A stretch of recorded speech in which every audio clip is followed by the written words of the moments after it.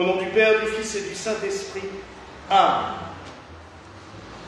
Mes chères sœurs, mes chers frères et sœurs qui nous regardez, s'il y a bien un saint à qui ce passage du livre de la sagesse correspond bien, c'est le bienheureux Carlo Acutis que nous vénérons aujourd'hui.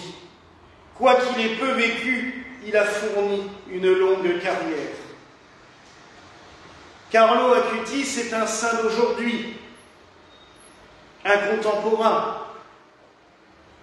Je dirais même, pour moi, de ma génération. Il est né en 1991 et il est mort en 2006. Il est de cette génération d'Internet. Il avait 5 ans quand Internet s'est diffusé un petit peu partout. Et il faut reconnaître qu'il a été l'instrument providentiel du Seigneur par ce moyen-là. Ce n'était pas gagné à l'origine, parce qu'issu d'une famille traditionnelle italienne, avec des parents d'une petite bourgeoisie aisée, mais non pratiquante. Il est né à Londres, puisque son père était en poste à l'époque dans cette ville. Ils sont venus s'installer sur Milan alors qu'il avait 5-6 ans. Très vite, il va commencer à montrer des signes de piété assez remarquables. Il demande à ses parents devant chaque église de s'y arrêter, où il va faire sa prière. Très vite aussi, il va demander à recevoir la communion. 7 ans, c'est jeune, très jeune. Et nous sommes à l'époque dans une période où on aurait plutôt tendance à faire la première communion vers 9-10 ans. Mais à Milan se trouve un ancien secrétaire du pape Paul VI, qui est un prélat, qui l'a secondé à l'époque où il était au archevêque de Milan, et on lui présente cet enfant, et ce prélat trouve que cet enfant a une maturité exceptionnelle. Et il donne donc l'accord pour le faire communier. À partir de ce jour-là, Carlo communiera tous les jours. Il ira à la messe tous les jours, trouvant l'église qui correspond selon ses horaires pour pouvoir aller à la messe. Mais en parallèle, il n'est pas, je dirais, un saint comme on peut le voir avec une Thérèse de l'Enfant Jésus, ou un peu plus tôt, dans les années 50, un petit saint qui malheureusement n'a pas été canonisé, mais que je considère vraiment comme un saint, le petit Gilles Bourse, qui est totalement enveloppé dans une sainteté. On prie dans la famille, on fait le chapelet. Non, Carlo vit comme un enfant tous les jours. Il va au foot, il joue avec ses copains, il étudie, il découvre l'informatique, Internet. C'est un enfant de son temps. Il se met à être assez doué sur Internet et il va créer un site Internet pour sa paroisse, pour son club de sport. Il devient webmaster à l'âge où nous, on joue encore au billet. Il faut reconnaître qu'en 10 ans d'intervalle, parce que j'avais 12 ans quand il est né, le monde avait considérablement évolué. Lui, à 12 ans, à 8-9 ans, il savait manier l'informatique, nous on savait à peine jouer au billet. Mais bon, voilà, il y a cette passion. Il est profondément amoureux de l'Eucharistie. Il a compris, dès l'enfance, à quel point recevoir la Sainte Communion était une grâce extraordinaire. Et il va s'intéresser, grâce justement à la découverte d'Internet, de ces méandres où on peut découvrir plein de choses, les miracles eucharistiques. En Italie, il y en a quelques-uns, pas si loin de chez lui. Le plus connu étant celui d'Oviedo, non pas d'Oviedo,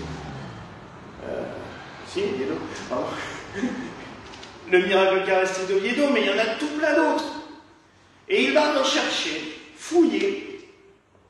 Il va même entraîner ses parents, qui, je rappelle, n'étaient pas pratiquants, dans une pérégrination où, durant toutes les vacances, ils vont faire le tour d'Europe à la découverte des miracles eucharistiques.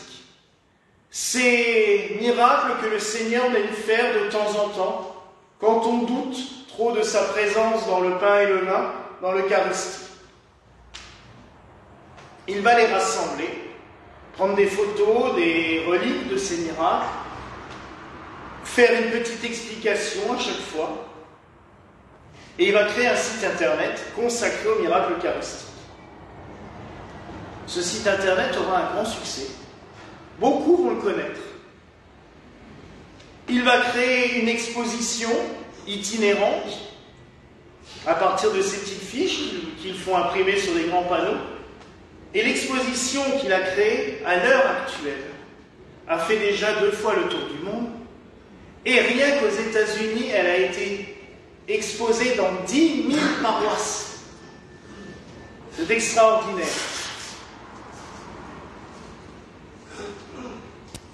Il a aussi un amour immodéré pour la Sainte Vierge.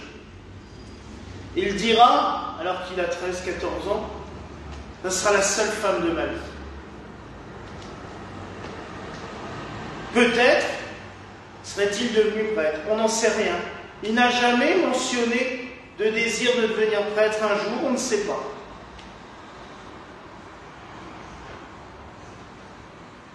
Et le Seigneur a voulu que sa vie s'interrompe brutalement.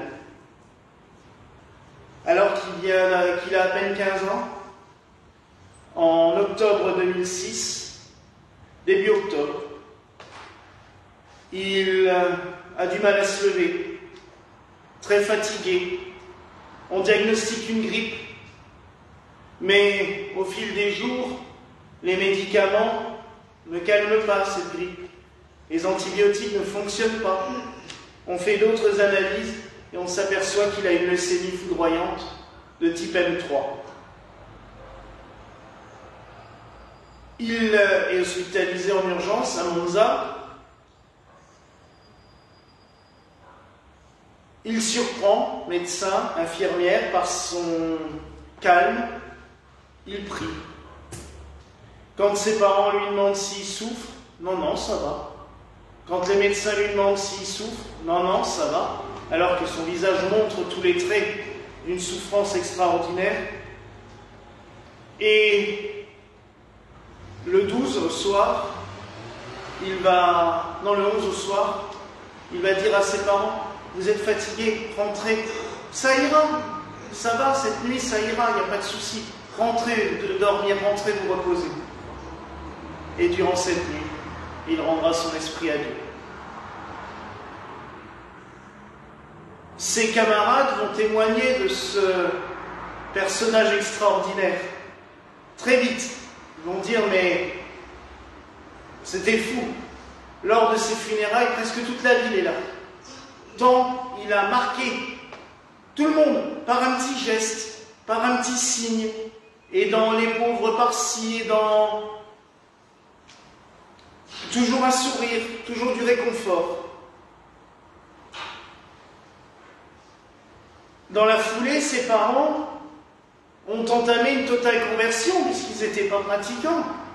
Ils ont continué l'œuvre de leur fils, faire balader son exposition, la montrer un peu partout, témoigner aussi de la vie de leur enfant. Et très vite, on va ouvrir un procès de canonisation assez rapidement, il faut l'avouer, puisque le pape va déclarer l'héroïcité des vertus en 2013, donc 7 ans après sa mort, ce qui est extrêmement rapide. Et en 2019, on va procéder à l'ouverture du tombeau. Il avait demandé, avant de mourir, à être enterré à Assise, parce que sa mère avait un tombeau familial là-bas. Donc il a demandé à être déposé dans le tombeau de la famille de sa maman, à Assise.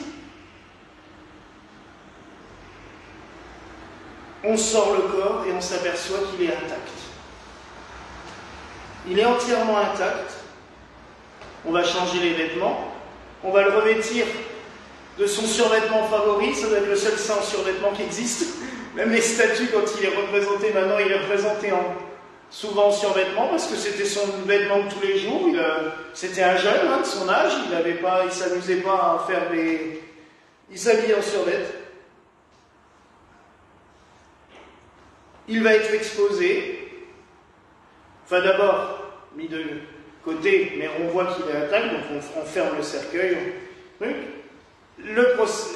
Des miracles ont lieu, 2 qui vont être favorables pour sa béatification, et en 2019, vous voyez c'est extrêmement récent, il va être béatifié, et on va exposer son corps dans le sanctuaire du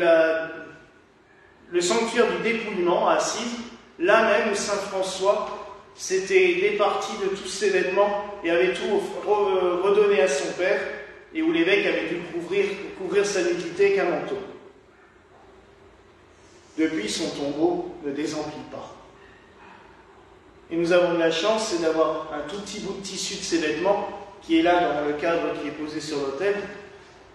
Non, juste là, devant la croix de l'autel. Avec sa photo. Vous pourrez venir le voir après la messe. Qu'est-ce que nous pouvons retenir d'un saint comme lui? Parce que, même si Rome a gardé cette manie de découper les canonisations en 2, on en fait d'abord des bienheureux, après des saints. Dans le temps, c'était la canonisation immédiate. Mais bon, donc c'est un saint. C'est juste une question de procédure et de culte. Que pouvons-nous penser et retenir de la vie de saint Carlo, du bienheureux Carlo Acutis? Que comme toujours, Dieu agit par des moyens auxquels on ne s'attend pas. Et moi, j'avoue que ça m'a fait sourire, parce que combien de fois j'ai entendu au début de l'informatique, d'Internet, des réseaux sociaux, « Oh là là, c'est le diable! Ah, il ne faut pas s'en servir! Oh là là, non, mais l'Église n'a rien à voir là-dedans! » Mais vous croyez franchement que si le Christ y revenait maintenant, il ne s'en servirait pas aussi? C'est un moyen de parler au monde entier en 10 secondes. L'action missionnaire qu'a fait Carlo Acutis a été sans doute beaucoup plus bénéfique et beaucoup plus productive en 5-6 ans où il a été actif dans son ministère que certains missionnaires en 50 ou 60 ans de carrière, parce qu'il a su par où passer, le moyen le plus rapide. Alors je vous avoue que c'est pas facile. Pour faire par exemple des messes en vidéo pour ceux qui nous regardent, il m'a fallu très longtemps pour accepter de le faire. Parce que souvent, et c'est vrai, on a tendance à se dire « Oui, mais si les gens se collent derrière leur écran, on ne les verra plus dans les églises. » C'est un risque. Mais en fin de compte, depuis qu'on met la messe en vidéo sur Internet, on a beaucoup plus de monde aussi. Parce qu'on touche plus de monde. La parole de Dieu va directement chez chacun. Et je dirais que Carlo n'a pas connu les smartphones. Lui, c'était Internet avec les ordinateurs. Mais il aurait connu les smartphones, mais il aurait fait un tabac. Et je suis persuadé qu'on aurait vu des vidéos sur les miracles eucharistiques, sur TikTok, sur tous les réseaux sociaux, ça aurait circulé. Et chacun dans nos téléphones, on aurait eu un petit message de Carlo Acutis pour nous rappeler que le Seigneur fait des miracles. Il faut que l'Église aille avec son temps. Pas du domaine de la foi. On n'adapte pas la foi au gré des vents. Mais en communication, en parole, en action. Il faut utiliser les moyens que le Seigneur nous donne. Et s'il a permis que des choses comme ça existent, eh bien il faut s'en servir. De toute façon, on sait très bien qu'en tout, il y a du bon, il y a du mauvais. Il y a à boire et à manger, il y a du bon grain et de l'ivraie. Dans tout. Mais là, il nous montre et il nous prouve bien à quel point le Seigneur peut utiliser tous les moyens possibles quand il a décidé quelque chose. À nous de nous laisser faire, à nous de nous laisser guider, à nous de nous laisser conduire. Mais moi, je trouve franchement que c'est un bel exemple pour nous toutes et tous. Et Carlo, on peut le prier pour toutes et tous, pour qu'on comprenne aussi à quel point le mystère de l'Eucharistie est grand, il est important, il est puissant. Mais aussi, on peut le prier pour tous ces jeunes qui sont collés à leurs écrans du matin au soir et qui justement ne découvrent pas Dieu. Parce que c'est vrai que certains, malgré tout, sont collés à leurs ordi ou à leur téléphone du matin au soir et qui ne voient même plus leur famille. Alors encore moins la communauté, encore moins l'Église, que leur Dieu là-haut au ciel, il est loin de mon téléphone. Donc on trouve plutôt des gens qui aillent leur parler directement. Mais aussi qu'on prie pour ces jeunes, pour que justement par l'intercession de Saint Carlo, ils puissent, le bienheureux Carlo, ils puissent retrouver le chemin de Dieu, comme lui l'a trouvé. Il aurait pu se perdre dans les méandres d'Internet. Non, il a su s'en servir à bon escient. Alors oui, mes frères et sœurs, prions le bienheureux Carlo de nous guider, de nous aider, et aussi de nous donner beaucoup de jeunes comme lui. Car les églises ont besoin de cette jeunesse, ont besoin de toute cette force, de ce courage aussi qu'ils ont pour faire grandir la communauté, pour faire connaître le message partout. Voilà la grâce que je nous souhaite en ce jour au nom du Père, du Fils et du Saint-Esprit. Amen.